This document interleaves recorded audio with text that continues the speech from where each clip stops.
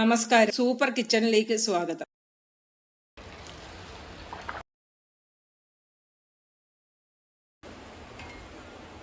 ഇന്ന് ഞാൻ ഉരുളൻകിഴങ്ങ് വെച്ച് നല്ല ക്രിസ്പി ആയിട്ടുള്ള ഒരു മസാല പൂരിയാണ് തയ്യാറാക്കുന്നത്.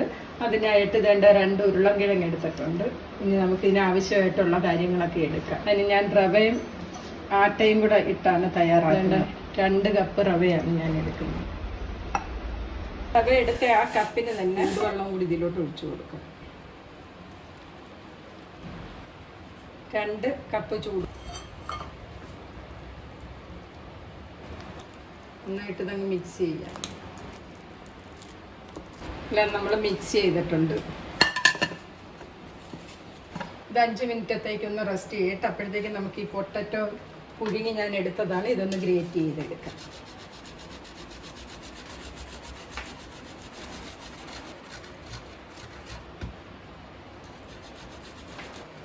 പൊട്ടറ്റോ 2 ഗ്രേറ്റ് ചെയ്തെടുത്തിട്ടുണ്ട്. നമുക്കിനി ഇതിന് ആവശ്യമായിട്ടുള്ള മസാല എല്ലാം ഇട്ട് കൊടുക്കാം. ആദ്യം തന്നെ 1 സ്പൂൺ ഉപ്പിടുവാണ്, 1 സ്പൂൺ നല്ല ജീരകമാണ് ഇതിട്ട്, 1 സ്പൂൺ അരിമോദകം ഇത് നമുക്ക് കഴുകി വെച്ചൊന്ന് തിരുമ്മിയിട്ട് കൊടുക്കാം. 1 സ്പൂൺ ചില്ലി ഫ്ലെക്സ് ആണ്. ഇതിലൊരു മുളക് പൊടി ഇട്ടാലും മതി. 1/4 സ്പൂൺ കായത്തിൻ്റെ പൊടിയാണ്. പിന്നെ കുറച്ച് മല്ലിയില അരിഞ്ഞു. പിന്നെ 2 കപ്പ് ആട്ടയാണ് ഇടുന്നത്. റവയും കൂടി ഇതിലോട്ട് ഇട്ട് കൊടുക്കും. ഇതെല്ലാം കൂടെ നന്നായിട്ടങ്ങ് മിക്സ് ചെയ്യാം നമുക്ക്.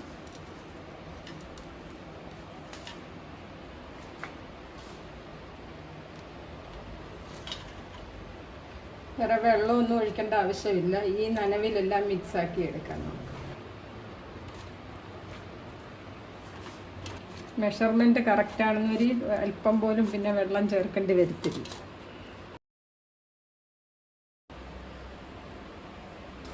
രണ്ട് സ്പൂൺ ഓയിൽ ഒഴിച്ചിട്ടുണ്ട് ഞാനിതിൽ. 2 സ്പൂൺ ഓയിൽ ഒഴിച്ചത് നന്നായിട്ട് ഒന്നുകൂടെ കുഴച്ചെടുക്കാം. ഇതെന്താ നമ്മൾ നല്ല കട്ടിക്ക് കുഴച്ചെടുത്തിട്ടുണ്ട്. കണ്ട, ഒട്ടും വെള്ളമൊന്നും ചേർത്തിട്ടില്ല.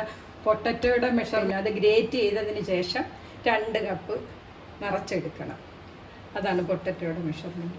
അപ്പോൾ ഇത് നമ്മൾ കുഴച്ചെടുത്തിട്ടുണ്ട്. നമുക്കിതൊന്ന് അടച്ച് വയ്ക്കാം.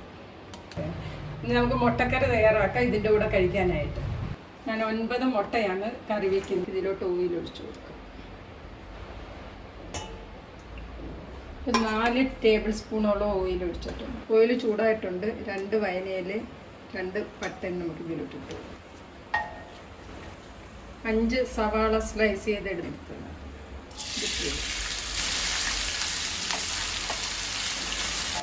കുറച്ച് വഴഞ്ഞിട്ടുണ്ട്. നമുക്ക് ഇതിലോട്ട് വേണ്ട ഞാൻ 3 പച്ചമുളക്, 1 പീസ് ഇഞ്ചി, 8 അല്ലി വെളുത്തുള്ളി ഇത്രയും കൂടെ ചതച്ചെടുത്തതാണ്. ഇത് ഇതിലോട്ട് ഇട്ട് കൊടുക്കും. ഇതെല്ലാം കൂടെ നന്നായിട്ട് നമുക്ക് വഴറ്റണം. ഇഞ്ചിയും പച്ചമുളകും വെളുത്തുള്ളിയും എല്ലാം പേസ്റ്റ് നമ്മളിട്ട് നന്നായിട്ട് വഴഞ്ഞ് വന്നിട്ടുണ്ട്. ഉണ്ടാവും ഓയിൽ തേണ്ട തെളിഞ്ഞ് വന്നിട്ടുണ്ട്. അതുവരേക്കും വഴറ്റണം. ഇത് നന്നായിട്ട് വഴറ്റിയെടുത്തെങ്കിൽ കറിക്ക് നല്ല ടേസ്റ്റ് വരും. ഇപ്പം മല്ലിയിലയും കൂടി ഇടുക. മല്ലിയില ഉണ്ടെന്നൊരു ഇടുക, ഇല്ലെന്നൊരിലും കുഴപ്പമൊന്നുമില്ല. ഉണ്ടെന്നൊരു ഇട്ടും മല്ലിയിലയും കൂടി ഇട്ടാൽ ഇത്തിരി കൂടെ ടേസ്റ്റ് വരും. ഇതെല്ലാം നന്നായിട്ട് വഴഞ്ഞ് വന്നിട്ടുണ്ട്. നമുക്ക് വേണ്ട ടൊമാറ്റോ ഞാൻ 3 ടൊമാറ്റോ എടുത്ത് അടിച്ചെടുത്തതാണ്. ഇത് നമുക്ക് ഇതിലോട്ട് ഒഴിച്ചു.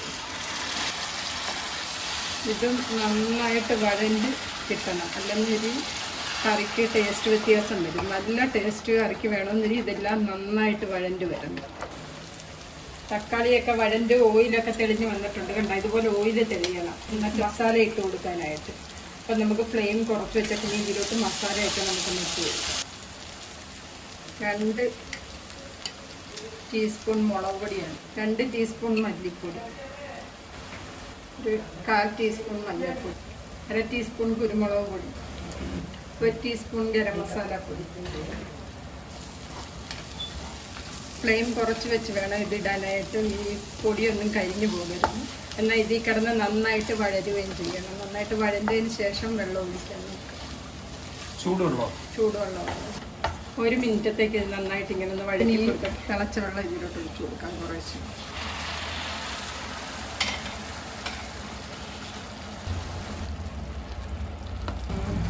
മസാലയുടെ നല്ല മണം, നല്ല ടേസ്റ്റും ഇതുപോലെ തയ്യാറാക്കി കഴിഞ്ഞു. ഇനി നമുക്ക് ഗ്രേവിക്ക് ആവശ്യമായിട്ടുള്ള വെള്ളം ഒഴിച്ചു കൊടുക്കാം.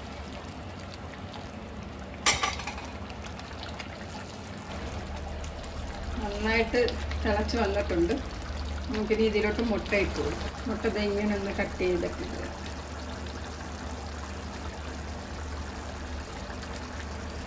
ഇതിൻ്റെ അകത്തും മസാല പിടിക്കാൻ വേണ്ടി ഇങ്ങനെ കട്ട് ചെയ്യണം.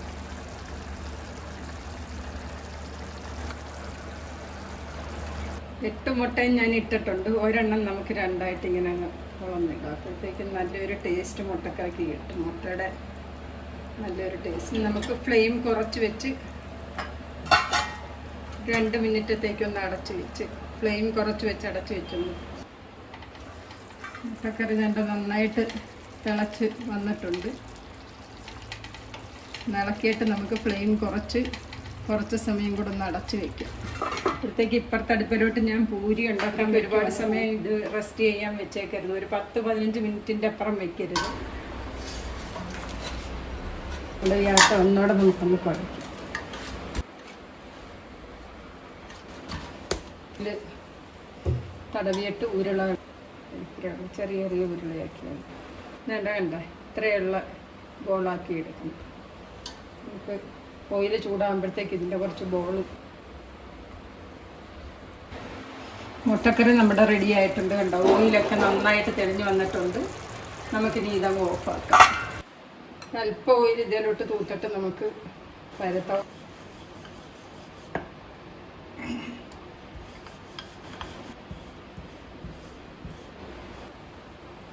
കണ്ടോ, നമ്മുടെ പൂരി ശരിയായിട്ടുണ്ട്. കണ്ടോ, ഇതാണ് ഇതിൻ്റെ കനം.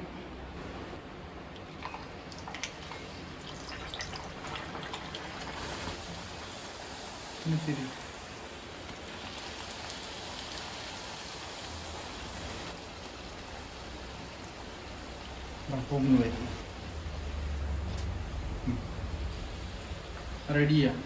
നല്ല അടിപൊളിയായിട്ട് വരും. നല്ല ടേസ്റ്റുമായിട്ട് കഴിക്കാനായിട്ട്, നല്ല ക്രിസ്പി ആയിട്ട്. 2 ദിവസത്തേക്ക് ഇരുന്നാലും കുഴപ്പമൊന്നും വരത്തില്ല, കേടൊന്നും ആകത്തില്ല. നന്നായിട്ട് പൊടി വന്ന്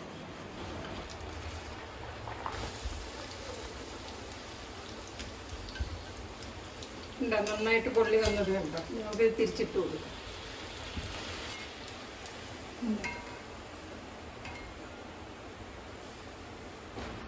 നമ്മുടെ പൂരി മുട്ടക്കറി അടിപൊളിയായിട്ടുണ്ട്. കണ്ട മുട്ടക്കറി നല്ല ഓയിലൊക്കെ തെളിഞ്ഞ് നല്ല ഇതായിട്ട് വന്നിട്ടുണ്ടല്ലേ.